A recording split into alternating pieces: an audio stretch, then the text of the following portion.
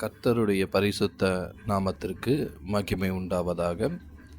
இந்த வார்த்தையை கேட்டுக்கொண்டிருக்கிற உங்கள் அனைவருக்கும் கர்த்தராகிய இயேசு கிறிஸ்துவின் நாமத்தில் வாழ்த்துக்களை தெரிவித்துக் கொள்கிறேன்.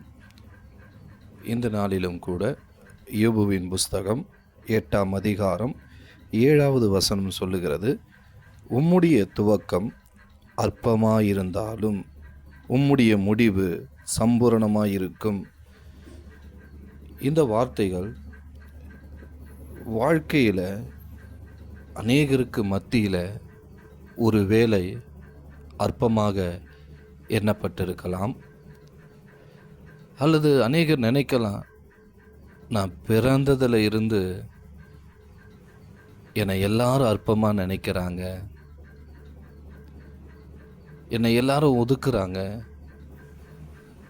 என்னை எல்லாரும் வேண்டான்னு சொல்லி நான் ஒரு தள்ளப்பட்ட ஒரு நிலைமையில் இருக்கிறேன், எங்கே போனாலும் என்னை அற்பமாக எண்ணுகிறாங்க அப்படின்னு இருக்கலாம்.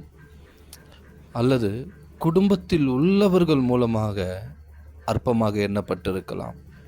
ஒருவேளை கணவரின் நிமித்தமாகவோ அல்லது மனைவியின் நிமித்தமாகவோ பிள்ளைகள் நிமித்தமாகவோ பெற்றோர்கள் நிமித்தமாகவோ ஏதோ ஒரு காரியத்தின் நிமித்தமாக அநேகருக்கு மத்தியில் நீங்கள் அற்பமாக எண்ணப்பட்டிருக்கலாம்.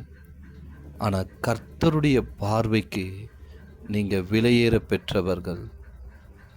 உங்களுடைய வாழ்க்கை இது வரைக்கும் அற்பமாக எண்ணப்பட்டிருக்கலாம்.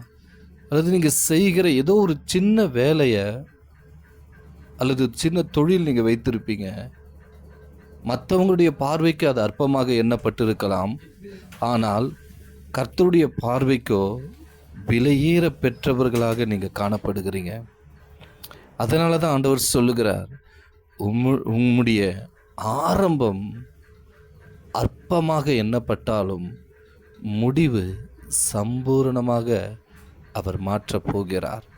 இந்த நாளிலே இந்த வார்த்தையை கேட்டுக்கொண்டிருக்க உங்களுடைய வாழ்க்கையில் யார் யார் உங்களை அற்பமாக எண்ணினார்களோ அதே இடத்துல கர்த்தர் உங்களுடைய வாழ்க்கை சம்பூரணமாய் ஆசீர்வதிக்கிறதை அவர்கள் கண்கள் காணும்படியாக கர்த்தர் கிருபை செய்ய போகிறார். இந்த நாளிலே கேட்டுக்கொண்டிருக்க உங்களுடைய வாழ்க்கையை அவர் அப்படியே நடத்த போகிறதை உங்களுடைய கண்கள் காணும்படியாக கர்த்தர் கிருபை செய்ய போகிறார். கர்த்தர் தாமே இந்த வார்த்தையை கேட்டுக்கொண்டிருக்கிற ஒவ்வொருவரையும் ஆசீர்வதிப்பாராக. ஆமேன்.